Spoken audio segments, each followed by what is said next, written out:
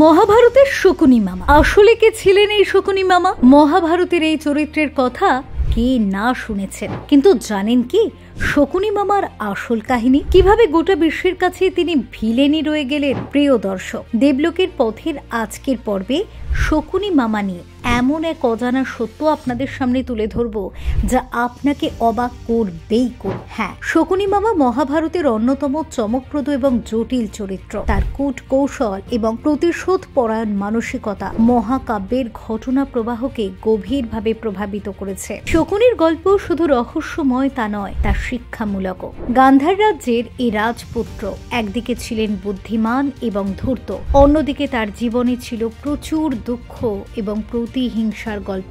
শকুনি ছিলেন গান্ধার রাজা সুবালের পুত্র এবং গান্ধারীর ভাই। তার বোন গান্ধারীকে ধৃতরাষ্ট্রের সঙ্গে বিয়ে দেওয়া হয়েছিল, কিন্তু এই বিয়েতে শকুনির কোনো আনন্দ ছিল না। কিংবদন্তি অনুযায়ী ধৃতরাষ্ট্র অন্ধ হওয়ায় শকুনির পরিবার এই বিয়ে মেনে নিতে পারেনি। তবে রাজনৈতিক চাপে গান্ধার রাজা এই প্রস্তাব গ্রহণ করে। এই ঘটনা শকুনির মনে এক গভীর ক্ষোভের সৃষ্টি করে।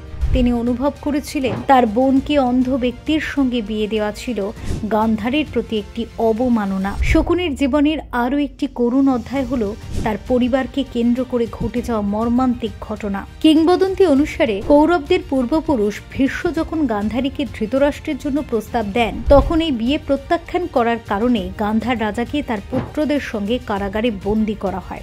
বন্দী দশায় তাদের জন্য প্রতিদিন খুব সামান্য খাবার দেয়া হতো। শকুনির বাবা তার সন্তানদের না খেয়ে থাকার নির্দেশ দেন, যাতে তারা সবাই মারা গেলেও শকুনি বেঁচে থাকতে পারে। তাই সম্পূর্ণ খাবার শুধু শকুনিকে খেতে দেয়া হতো এবং বাকিরা অনাহারে দিন কাটাতো। এই ঘটনাগুলি শকুনির জীবনে তীব্র প্রতিহিংসার বীজ বপন করে।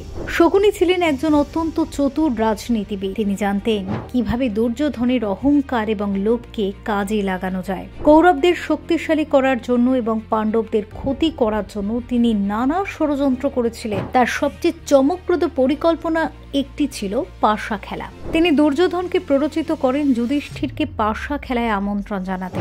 শকুনির পাশার দান ছিল জাদুকরী, যা তিনি তার কূট কৌশলে ব্যবহার করতেন। তিনি যুধিষ্ঠিরকে পরাজিত করে পাণ্ডবদের সম্পত্তি, রাজ্য, এমনকি দ্রৌপদীকেও হারানোর জন্য বাধ্য করেন। পাশা খেলার ফল ছিল ভয়ানক। এটি শুধু পাণ্ডবদের সর্বশান্তই করল না, বরং কৌরব এবং পাণ্ডবদের মধ্যে শত্রুতা চূড়ান্ত রূপ নিল। এই শত্রুতার পরিণতি ছিল কুরুক্ষেত্র যুদ্ধ।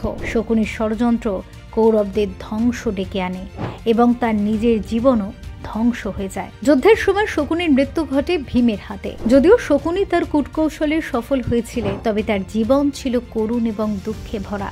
তার প্রতিশোধ নেওয়ার ইচ্ছা তাকে শেষ পর্যন্ত ধ্বংস করে দেয়। শকুনির গল্প আমাদের একটি গুরুত্বপূর্ণ শিক্ষা দেয়। তার জীবনের ঘটনাগুলি দেখায় প্রতিহিংসা এবং কূটকৌশল মানুষকে শেষ পর্যন্ত ধ্বংসের দিকেই নিয়ে যায়। বুদ্ধিমত্তা এবং কৌশল যদি সৎ উদ্দেশ্যে ব্যবহার করা হয়, তবে তা কল্যাণ বয়ে আনতে পারে, কিন্তু তা যদি ধ্বংসের উদ্দেশ্যে ব্যবহার করা হয়, তবে ফল হয় ভীষণই ভয়াবহ।